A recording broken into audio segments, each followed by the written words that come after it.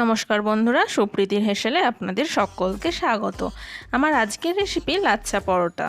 তো বন্ধুরা, তোমরা হোটেল বা রেস্তোরাঁয় লাচ্ছা পরোটা খেয়েই থাকো, তো এবার থেকে বাড়িতেই খুব সহজ পদ্ধতিতে বানিয়ে ফেলতে পারো আমার এই রেসিপিটি ফলো করে।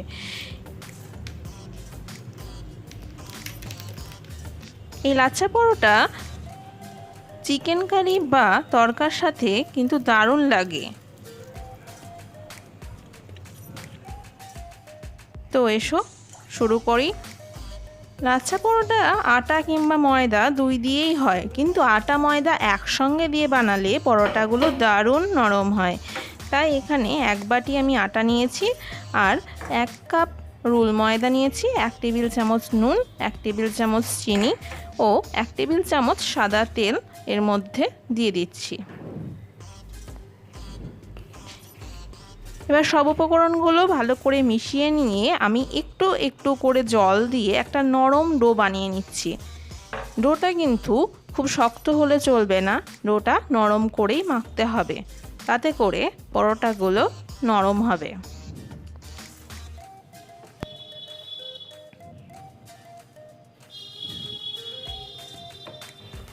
ডোটা মাখা হয়ে গেছে, এবার আমি 5 মিনিট এরকম করেই রেখে দিচ্ছি। ফিরে আসছি 5 মিনিট পর। এবার ডোটা থেকে একটু করে লেচি কেটে গোল করে নিচ্ছি।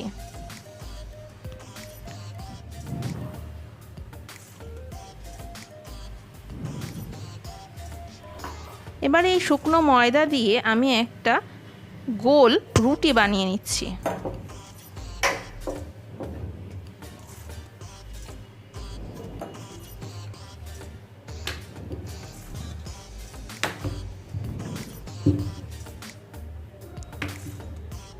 রুটিটা কিন্তু পাতলা করে বেলতে হবে।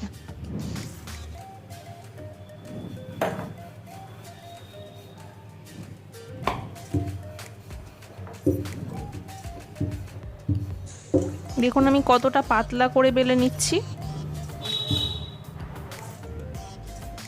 এবারে একটু সাদা তেল এর ওপরে ছড়িয়ে দিচ্ছি। তেলটা এবার আমি হাতের সাহায্যেই এর ওপর চারিদিকে লাগিয়ে নিচ্ছি।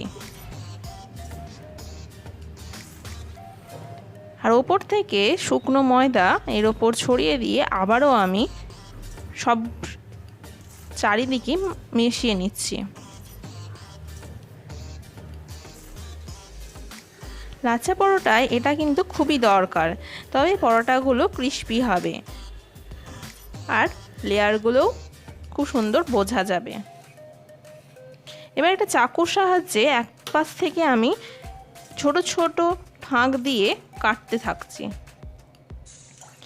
এবার দুপাশ থেকে এরকম করে হাত দিয়েই আমি সরিয়ে নিচ্ছি,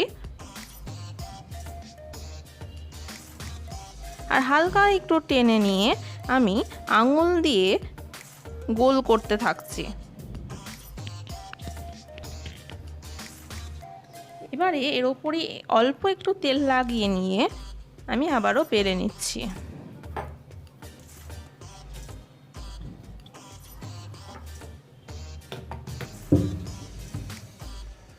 এবারে ভেজে নেওয়ার পালা।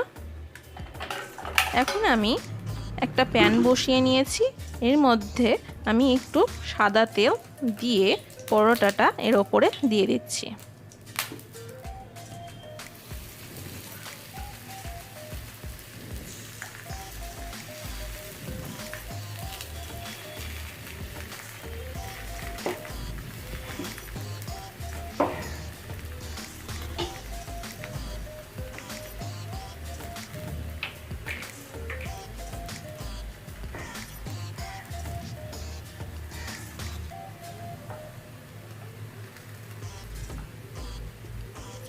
এবারে চারিপাশ থেকে আমি তেল ঘুরিয়ে ঘুরিয়ে দিয়ে দিচ্ছি।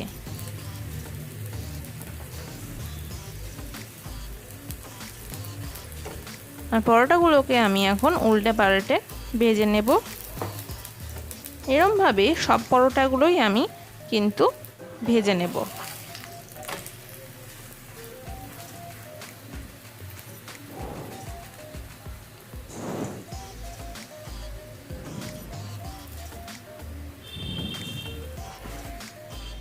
পরোটাটা এখন আমার হয়ে গেছে, আমি একটা প্লেটে তুলে নিচ্ছি।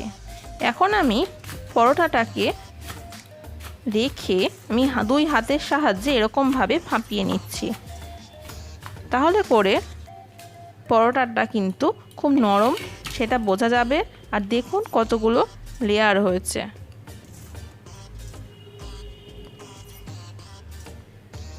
আর নরম ক্রিস্পিও কিন্তু হয়েছে। এরমভাবে আপনারাও বানাবেন। তো বন্ধুরা, আমার রেসিপিটি ফলো করে তোমরাও বানিয়ে ফেলো। আর রেসিপিটি ভালো লাগলে লাইক করো, শেয়ার করো ও নতুন বন্ধুরা আমার চ্যানেলটি সাবস্ক্রাইব করতে ভুলবেন না। ধন্যবাদ।